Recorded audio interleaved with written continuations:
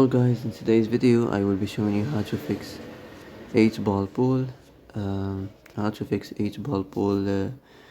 green screen problem. So the answer is easy. Just go to the settings and then scroll down to the apps section and then go to the search and search 8 ball pool and then go to the storage, and here you will find this clear cache option. Click on it. Now you can go check it if it worked, and if it didn't you can try to restart your phone or turn the Wi-Fi off and on, or the Bluetooth or the airplane mode.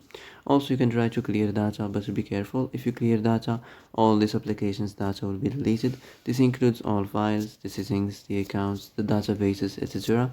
So be careful if you want to clear your data. And that's it for today's video. I hope this is the answer you've been looking for. If you like this video, don't forget to like and subscribe, and see you in the next video. Thanks for watching.